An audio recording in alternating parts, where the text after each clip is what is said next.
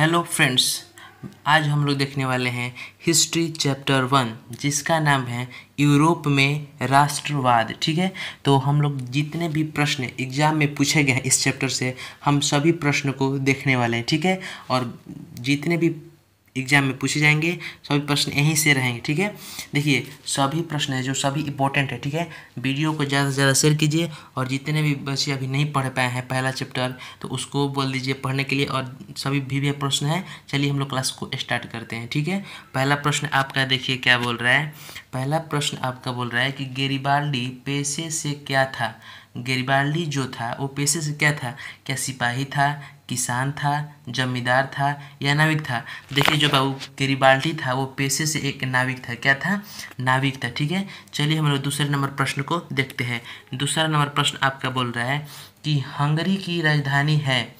Hungary की राजधानी क्या है, क्या प्रासा है, वियना है, नेपल्स है या बुडापेस्ट है। देखिए बाबू हंगरी की राजधानी बुडापेस्ट है। क्या है बाबू, हंगरी की राजधानी क्या है बाबू, बुडापेस्ट है। ठीक है, चलिए हम लोग तीसरे नंबर प्रश्न को देखते हैं। ठीक है, तीसरा नंबर प्रश्न आपका क्या बोल रहा है बाबू कि जर्मन राइन राज्य का निर्माण किसने किया था। देखिए कितने बार एग्जाम में पूछा गया प्रश्न, जर्मन राइन राज्य का निर्माण किसने किया था।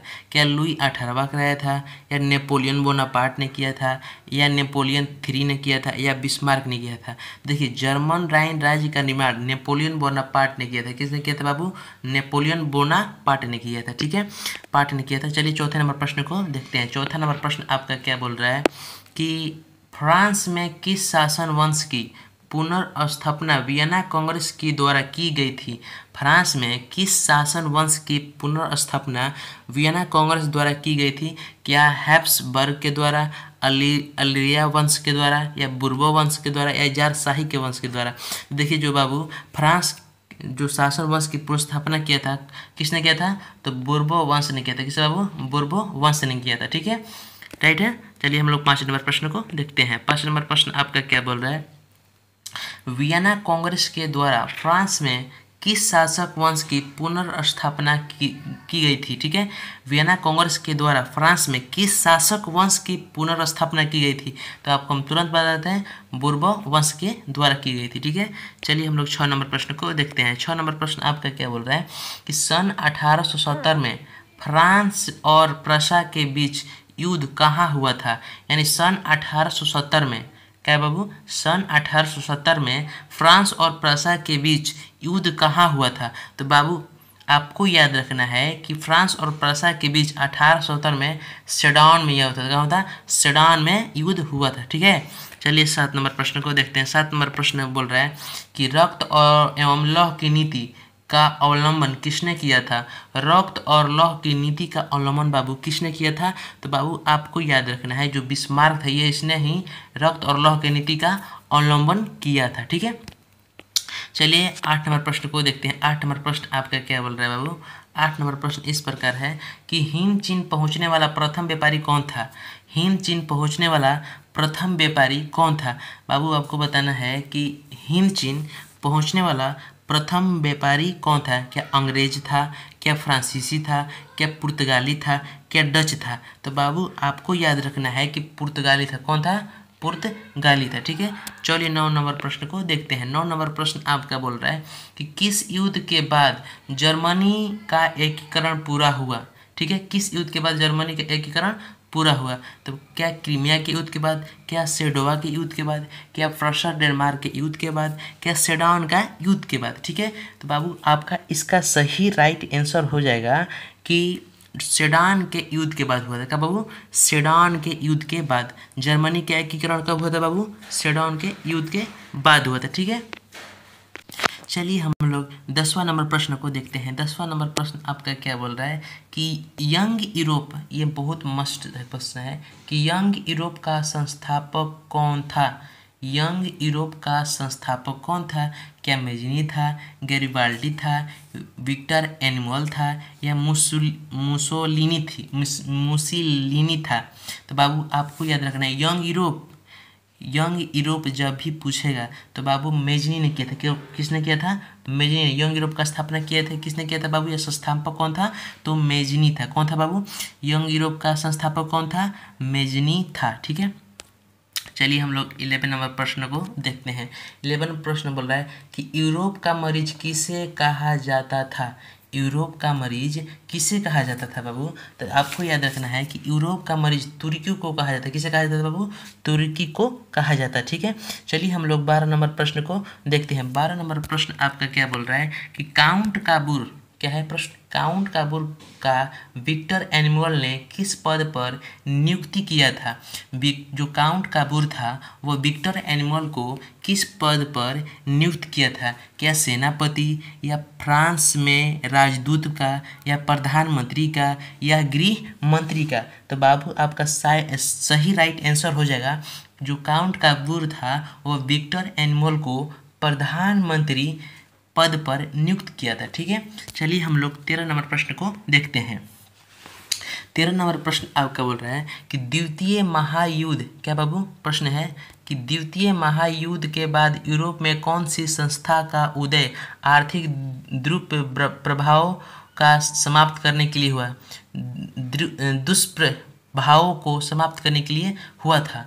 क्या सार्क, नाटो, ओपेक, या यूरोपीय संघ? तो देखिए बाबू इसका सही राइट आंसर हो जाएगा कि यूरोपीय संघ का दुष्प्रभाव का समाप्त करने के लिए किया गया था। ठीक है, चलिए हम लोग 14 नंबर प्रश्न को देखते हैं। 14 नंबर प्रश्न बाबू आपका बोल रहा है कि वियना कांग्रेस कब हुआ था? वियना कांग्रेस कब हुआ था?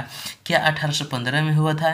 क्या 1818 में, 1820 में, 1848 में? इसका सही आंसर होगा बाबू कि जो वियना कांग्रेस हुआ था 1815 में होता। ठीक है, कब हुआ था बाबू? 1815 में हुआ था। ठीक है, चलिए 15 नंबर प्रश्न को देखते हैं। 15 नंबर प्रश्न क्या बोल रहा है? फ्रैंक फंड की संधि पर हस्ताक्षर कब हुई थी? फ्रैंक फंड की संधि पर हस्ताक्षर कब हुई थी? क्या 1863 में, 1864 में, 1871 में, 1872 में? तो बाबू इसका सही राइट आंसर आपका हो जाएगा 1871 में। फ्रैंक फंड की संधि कब हुई थी बाबू? 1871 में हुई थी। ठीक है, चलिए हम लोग 16 नंबर प्रश्न को देखते हैं। 16 नंबर प्रश्न आपका बोल रहा है कि इटली के एकीकरण में निम्न में से किसका संबंध नहीं है? इटली के एकीकरण में निम्न में से किसका संबंध नहीं है? क्या बिस्मार्क का नहीं है?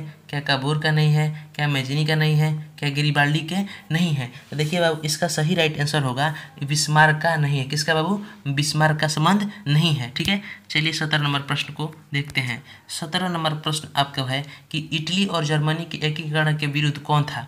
इटली और जर्मनी के एकीकरण के विरुद्ध कौन था? इंग्लैंड था, रूस था, ऑस्ट्रिया था, या प्रूसिया था? बाबू इसका सही राइट आंसर होगा ऑस्ट्रिया था। इटली और जर्मनी के एकीकरण के विरुद्ध कौन था बाबू? ऑस्ट्रिया था। ठीक है, चलिए हम लोग 18 नंबर प्रश्न को देखते हैं। 18 नंबर प्रश्न आपका क्या बोल रहा है? जर्मनी के एकीकरण का प्रमुख वास्तुकार कौन था? जर्मनी के एकीकरण का प्रमुख वास्तुकार कौन था? क्या मेजनी था, गैरिबाल्डी था, लेनिन था, या बिस्मार्क था? तो बाबू इस प्रश्न का राइट आंसर होगा बिस्मार्क। कौन था बाबू? बिस्मार्क था। ठीक है, चलिए हम लोग 19 नंबर प्रश्न को देखते हैं। 19 नंबर प्रश्न क्या बोल रहा है? 1871 में कौन सी संधि हुई थी? फ्रैंक फंड की संधि हुई थी, पेरिस की संधि हुई थी, या वियना कांग्रेस, इनमें से कोई नहीं? तो बाबू आपको याद रखना है कि 1871 में फ्रैंक फंड की संधि हुई थी। किसकी हुई थी बाबू? फ्रैंक फंड की संधि हुई थी। ठीक है, चलिए हम लोग 20 नंबर प्रश्न को देखते हैं। 20 नंबर प्रश्न आपका बोल रहा है कि 1830 की क्रांति के बाद फ्रांस में किस प्रकार का शासन स्थापित हुआ? 1830 की क्रांति के बाद फ्रांस में किस प्रकार का शासन स्थापित हुआ? क्या संघीय शासन व्यवस्था का, क्या संवैधानिक राजतंत्र का, या गणराज्य का, या अधिनायकवाद का? तो बाबू 20 का सही राइट आंसर हो जाएगा सी। क्या बाबू? गणराज्य का हुआ था। ठीक है, चलिए 21 नंबर प्रश्न को देखते हैं। 21 नंबर प्रश्न आपका क्या है कि जर्मनी के एकीकरण के लिए उत्तरदायी कौन था? जर्मनी का एकीकरण के लिए उत्तरदायी कौन था? तो बाबू इसका सही राइट आंसर होगा बिस्मार्क था। कौन था उत्तरदायी? जर्मनी के बोलेगा तो आपको बिस्मार्क मारना है। क्या बोलेगा बाबू? जर्मनी जब भी बोलेगा आपको क्या मारना है? बिस्मार्क। ठीक है, चलिए 22 नंबर प्रश्न को देखते हैं। ठीक है, 22 नंबर प्रश्न आपका क्या बोल रहा है? 22 नंबर प्रश्न आपका बोल रहा है, देखिए 22 नंबर प्रश्न है कि इटली के एकीकरण में किस किसने योगदान किया, ठीक है। इटली के एकीकरण में किसने योगदान किया, तो बाबू क्या मेजिनी एवं एनिमल ने किया था, या गैरिबाल्डी ने किया था, काउंट काबूर ने किया था, या उपयुक्त तीनों ने किया था। तो बाबू 22 का सही राइट आंसर हो जाएगा कि मेजिनी एनिमल बेजनी और एनुअल ये दोनों अपने फ्रेंड्स हैं, और गैरिबाल्डी काउंट काबूर ये तीनों हो जाएंगे, ठीक है। 23 नंबर प्रश्न को देखते हैं। 23 नंबर प्रश्न आपका क्या बोल रहा है कि जलवेराइन संबंधित था किससे, क्रांतिकारियों से, व्यापारियों से, विद्वानों से, पदारियों से। तो बाबू 23 का सही राइट आंसर हो जाए व्यापारियों से संबंधित था। जलवेराइन किससे संबंधित था बाबू, व्यापारियों से संबंधित था, ठीक है। चलिए 24 नंबर प्रश्न को देखते हैं। 24 नंबर प्रश्न आपका क्या बोल रहा है, एंड्रिनोपुल की संधि कब हुई, एंड्रिनोपुल की संधि कब हुई बाबू, क्या 1828 में, क्या 1829 में, 1830 में, 1931 में। तो 24 का सही राइट आंसर हो जाएगा बाबू क्या बी 1829 में। एंड्रिनोपुल की संधि कब हुई थी बाबू, 1829 में हुई थी, ठीक है। चलिए 25 नंबर प्रश्न को देखते हैं।